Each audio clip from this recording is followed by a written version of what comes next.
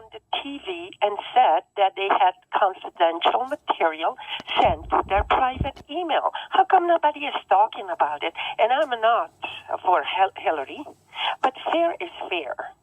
And why doesn't anybody talk? They are not under scrutiny like Hillary is.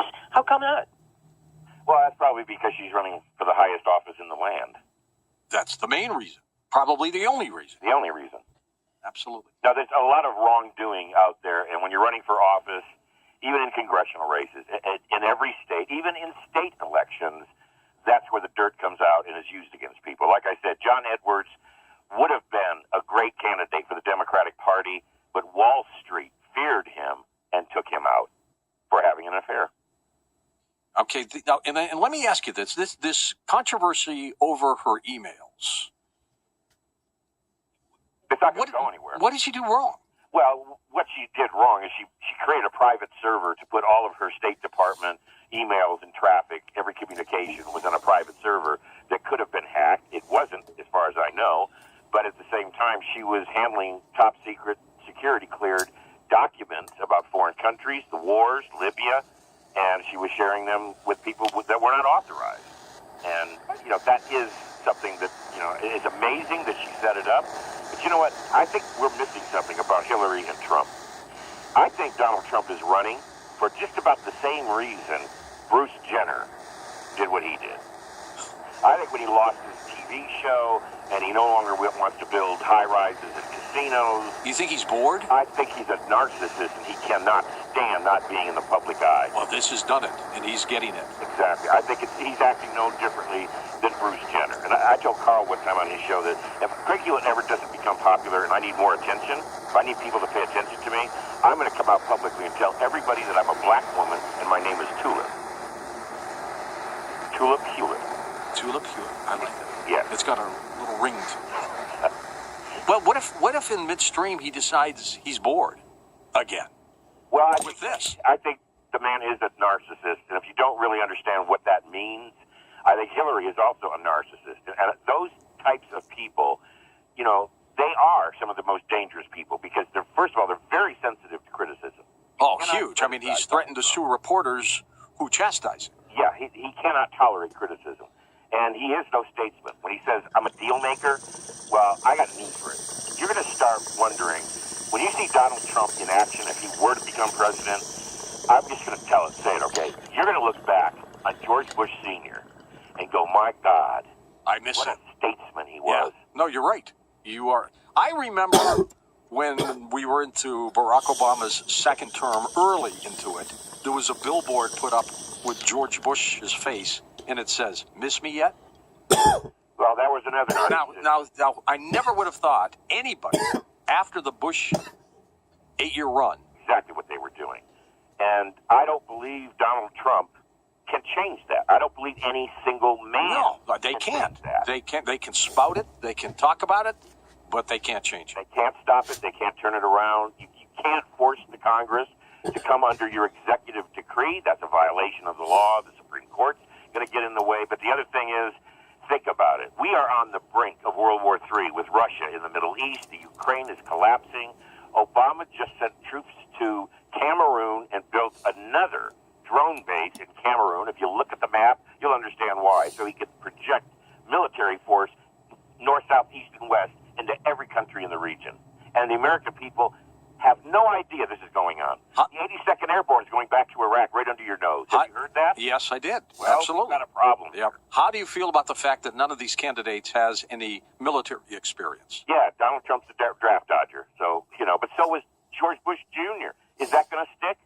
Who was his lawyer? Who's Donald Trump's lawyer for in his entire business career in New York and New Jersey? Who was his lawyer? I don't know who his lawyer is. Who is he?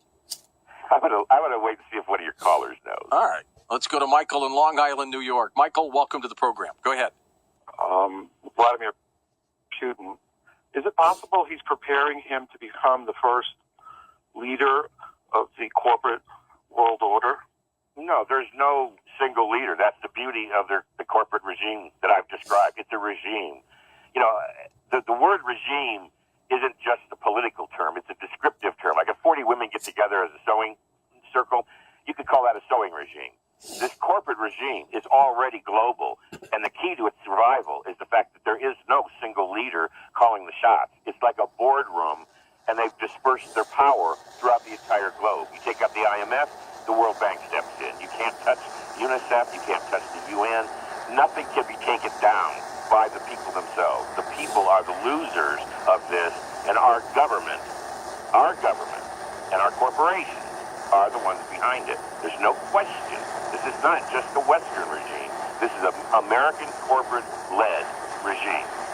And that's why U.S. jobs are going overseas. They look at America, and they don't see a sovereign nation state. They're the new sovereign. One of Donald Trump's. Is an example of the new sovereigns. He runs, he rules, he decides, he negotiates. If he rules, negotiates, and decides, he's the sovereign, by definition. One of his lawyers is named Michael Cohen. Is that the one you're talking about? Yeah, Roy Cohn. Roy Cohn. He's related to him? Joe McCarthy, his lawyer was, for over 20 years in New York, Roy Cohen. In fact, It was Donald him, Trump the mentored Roy Cohen? at the foot of Roy Cohn. During the McCarthy era? Yes, that Roy Cohn. Jeez. The godfather of lawyers to organized crime and racketeering. He represented every thug you could think of, including people like Ronald Reagan and the Bush family. Oh, yeah. He was the attorney to everybody. He was called by Esquire magazine a hitman, not a lawyer. Mike in Cleveland, welcome to the show. Go ahead, Mike.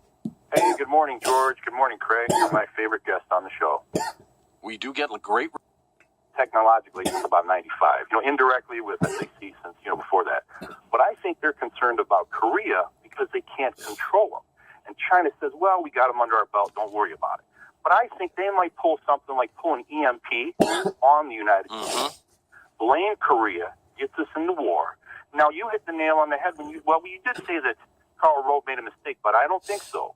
And then George hit the nail on the head when he said, well, maybe Jeb Bush wants to be a vice president. And that's exactly it, because when he becomes vice president, he's going to control the Congress when they want to stomp on all our rights, because they're already going to have Donald Trump in there controlling him.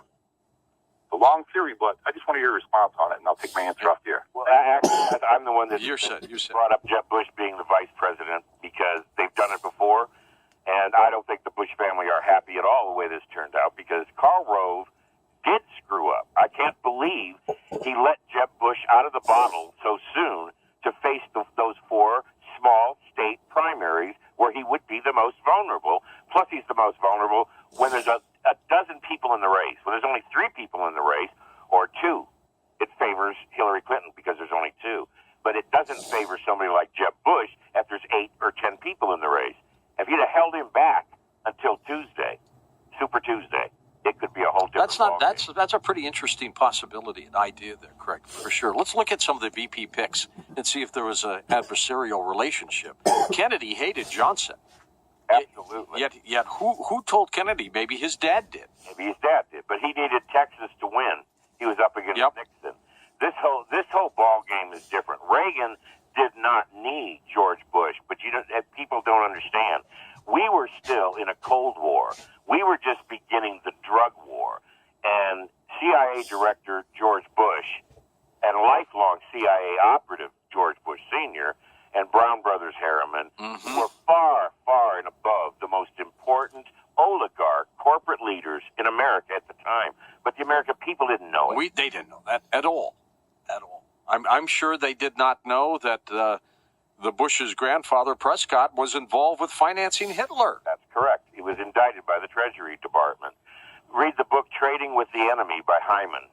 Trading with the Enemy. All right. Vicky in Blaine, Minnesota, first-time caller for us. Hi, Vicky. Hi. Thanks for holding. I have two questions now. I was listening to the last caller. The first one was, what's the oligarchy versus the Illuminati? It's the same. It's the same. It is? Yeah. That's creepy. And then the other one is North Korea is probably threatening China with bombs, so China has to deliver to them. And that's probably why they're in the China Sea to get closer to North Korea. I think we all got it wrong. Well, that's an interesting take. I would not agree with that, and Craig, I doubt if you would too. No, I think what China is using. I think China actually is being very pragmatic and intelligent about using North Korea as a threat.